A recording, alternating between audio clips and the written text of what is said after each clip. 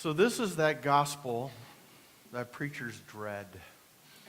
At least I have, and I do.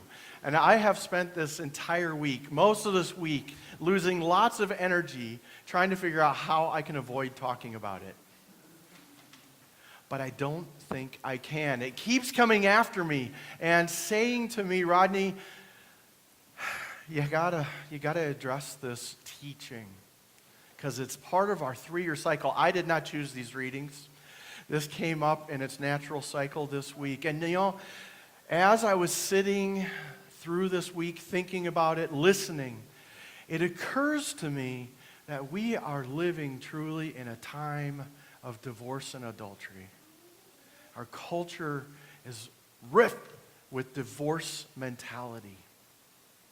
So while this is presented in a context of marriage, I really think the message is much bigger than marriage for us today. And I want to try to listen with the ears of the gospel that we have been with now in Mark for a number of weeks. A gospel that talks about the kingdom of God being a place where humility is our foundation, where the harmony of the community is held as primary, and where power is experienced in servanthood. I've had way too many friends who have stopped coming to church because they have been beat up by this gospel passage. It has been applied over and over and over again in a moralistic and legalistic way to show people the brokenness and their failure in breaking up what God has brought together. And I think it's helpful for us to sit with this today and to listen again to the story in the context in which Jesus was addressing it, and to ask ourselves, what are we being invited to look at in our lives and in our culture today? And I want to say right up front that I don't think Jesus is condemning the divorced person. I think Jesus is condemning the selfishness and the hard-heartedness that leads to our separations, that leads to our polarization and our hatred. That's what Jesus is concerned about today, protecting the vulnerable and the powerless. So let's take a look at this passage a little more closely. It opens up with the Pharisees again coming and confronting Jesus with the law, because they're very concerned about living the law the right way. And they say to Jesus, is it lawful for a man to divorce his wife? See, they want to pull Jesus into this argument that's going on between two groups of Jewish leaders. There are those who are in Hillel's camp. Rabbi Hillel taught a man can divorce his wife for whatever reason he wants, as long as he gives her a writ of divorce and sends her away. And then there was the camp under Rabbi Shammai who said, divorce is acceptable, but only for those who experience adultery in their married relationship. Then the husband can send the wife away. But the problem with this situation is whether or not there's adultery or just a man grows tired of his wife's face, which is what some of the writs were including. There is a victim created in this culture because, see, women were, their identity, their power, their value in the culture was tied to a man. Father, husband, oldest son. Outside of that relationship, a woman was vulnerable, and subsequently her children that she cared for as well. And when Jesus looks at this situation and he hears their argument, he looks at them and he says, well, what did Moses tell you? And they say, oh yeah, he can write a writ of divorce. That's because of your hard-heartedness. That's a different way of Jesus saying, it's because you men are so selfish. You are so self-centered that you are willing to use women as your pawns in this game of power to get honor and prestige and places of authority in your community. See, they would use women in a number of different ways. One of them was personal satisfaction, but secondly was they would use women to shame men they wanted to dishonor. If I could get a prominent man's wife to sleep with me and make it known, he would have to divorce her. And he would be shamed. And her family would be shamed. Her father and brothers would be shamed. And there was great celebration that went with this, as it elevated a man's pride. And Jesus said, you self-righteous, selfish, hard-hearted men, you ignore God's original intention for this relationship to serve your own purposes. Shame on you. See, what Jesus reminds them, he doesn't get caught up in the argument between the left and the right, between the two houses, between which party is correct. No, he elevates the conversation. And he says, let me remind you, God brings man and woman together in marriage for the sake of the community. See, they become one flesh, no longer individuals, but helpers in stewarding creation, helpers in raising children in a good way, helpers in serving the community. That's God's intention. That's why you become one flesh, not only physically, but psychologically as well. We become one being. We create something new in that relationship. But what the men were allowing themselves to do was to stay separate from that experience, to think that they were not, in fact, part of that one flesh. Sure, they would go along with the original arrangement because in the time of Jesus and for 1,000 years before, when the law of Moses was given, marriage was arranged by the parents. This was a very sacred act because the parents stood in the place of God. Stood in the place of God in bringing together male and female for the sake of the community, to create a relationship that would support the bonds and the health and the goodness of the community, for the sake of the survival of aging parents and raising children, for the sake of the stability of the community. They would bring together man and woman. And the idea was that man and woman would surrender themselves to that relationship in order to become one.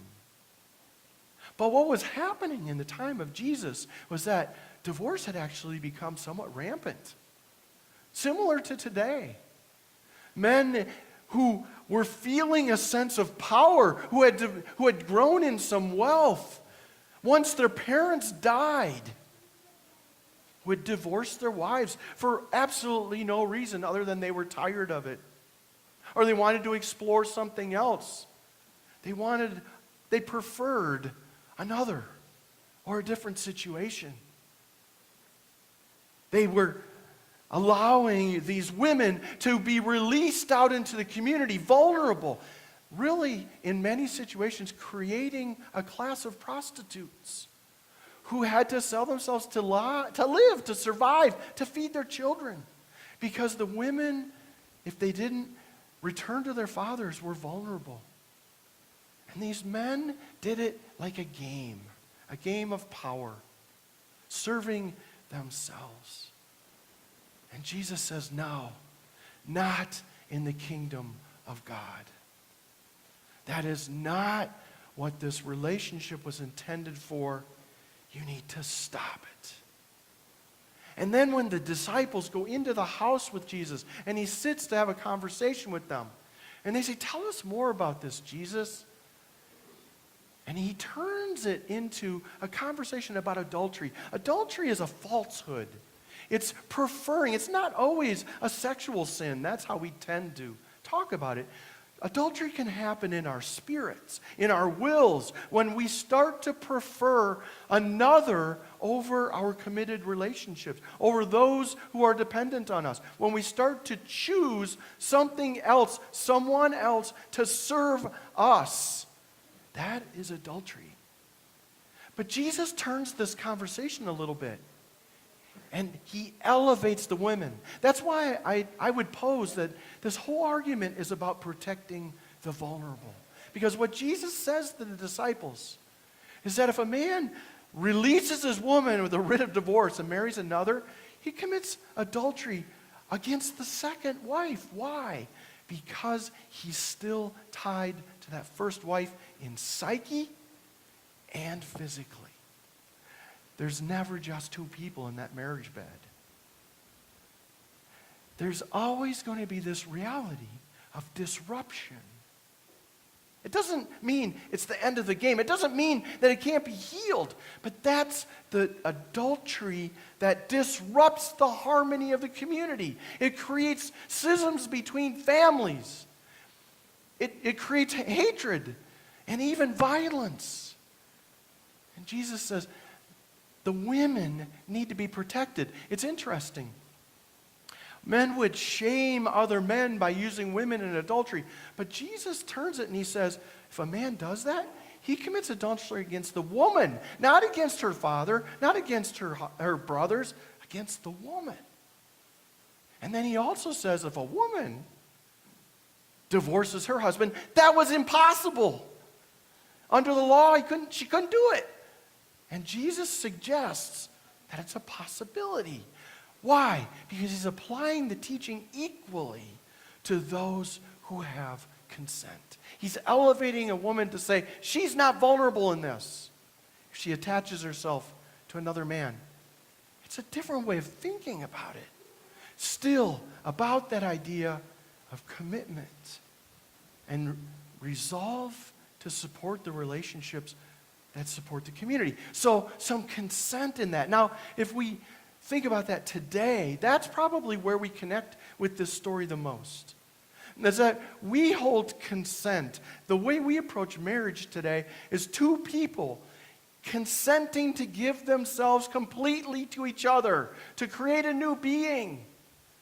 And that's why we as pastors beg marriage couples to let us have some conversation with them, so we can ask the important questions. Are you coming into this freely? Where's God in this? What does this have to do with serving God's design for children, for love, for community, for mutual support, for lifting each other up, for helping each other to be the stewards in the world? What does this have to do with the community? Because if you're getting married just for the two of you, you'll probably be a statistic in the next 5 years. 50% of us are. Because we're entering marriage selfishly. We still have those hard hearts. We're still not telling the truth about our relationship with God and marriage. That's why the church begs to let us be a part of that conversation. Why? We want wholeness and health and stability in our culture and for people. That's our desire. That's what God calls us to in our ideal selves. But Jesus is not condemning those who experience divorce. He's describing the reality so that he can condemn the selfishness and say, look, this is about an opportunity to heal. This is about an opportunity to grow. This is about an opportunity to turn ourselves back towards God. And he shows it to us in this very odd story that's attached at the end of this encounter with the Pharisees. What did we hear Jesus doing? Receiving the very women and children who have been released from marriages, who are vulnerable in the community. They're coming to him saying, lay a hand on us, Jesus. Bless us. And Jesus is more than willing to do that. But his disciples stop them. They're preventing them from coming to Jesus. And Jesus says, don't stop them. That makes me look terrible. What, are they scared of me? Isn't that what we oftentimes do to divorced people or people that we think have sinned greater than we have? We keep them away from Christ. We keep them away from the church body, not because we're scary, but because we're better than. Jesus puts a corrective in our minds and in the minds of the disciples in saying, bring them to me. We need to grieve this situation together, this brokenness, this violence, this harm. We need to grieve that together. And we need to bless each other and receive God's blessing. That's what we're called to do as church. When we see people hurting, to listen and to bless and to call Christ's presence into that. He held the children. He gave them security. Where other men were rejecting them, where other men had told them they were worthless, Jesus embraced them and blessed them. And the kingdom of God was in their midst. Jesus showing humility, and that power is not lording it over somebody or having the ability to send somebody off, but power is serving and blessing. You know, my friends in the 12-step program remind me all the time that it's not enough just to grieve our brokenness. At some point, we also need to make amends. And one of the things that we do in the second round of our sweat lodges, I love this about the native peoples, we as men take a knee. We take a knee. We sing a song of forgiveness. For all the times that we've hurt the life givers, all the times that we have abused and disrespected the women in our midst, and we cry out to the Creator to bring us back together, to give us respect and dignity. That's what Jesus is inviting his disciples to do. That's what he's inviting us to do. To cry out of our brokenness, our selfishness, and to say, no more. I need to repair the relationships that I have participated in breaking. And we all do it. So how can we